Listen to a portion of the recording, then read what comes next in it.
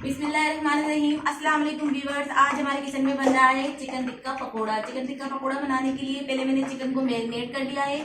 अगर आपको इसके मसाले की रेसिपी चाहिए तो मेरे चैनल पे टिक्के की रेसिपी डली हुई है, आप वहां जाकर और टिक्के का जो मसाला डालना है वो इस बोटियों पे आप लगा सकते हैं। ये क्यूब्स वाली मैंने बोटियां ली हैं इस तरह, ये आप देख सकते हैं।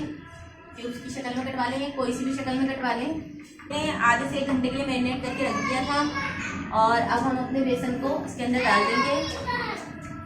आधा कप मैंने बेसन लिया है, 1.5 टीस्पून मैंने नमक लिया है, 1 चुटकी मैंने सोडा लिया है और ये गोल मिर्चें, जीरा और साबुत धनिया रोस्ट किया हुआ और क्रश किया हुआ है और 1/2 टीस्पून मैंने हल्दी ली है और रेड फूड कलर लिया है जो हम इसके अंदर डाल देंगे। तो पहले हम अपने मसाले डाल देते हैं इसके अंदर, इसको मिक्स कर लेते हैं। थोड़े थोड़े पानी से हम इसका बैटर बना लेंगे। देखिए व्यूअर्स, 5 मिनट हो गए हैं और हमारा ऑयल भी अच्छे से गर्म हो गया है।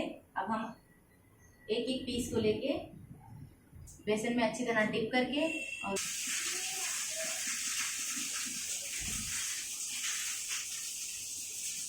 इसी तरह आप सारी बोटियां इसके अंदर डाल लेंगे। व्यूअर्स, अब हम इसको पलट देंगे।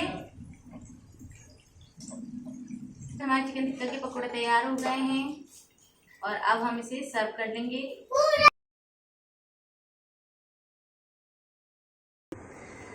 देखिए व्यूअर्स, हमारे चिकन टिक्का के पकौड़े तैयार हो गए हैं। अगर आपको इसकी रेसिपी अच्छी लगती है तो प्लीज़ हमारे चैनल को लाइक करें, सब्सक्राइब करें, शेयर करें, कमेंट्स करके ज़रूर बताएंगे मैंने ये रेसिपी आप लोगों के साथ शेयर किया आपको कैसी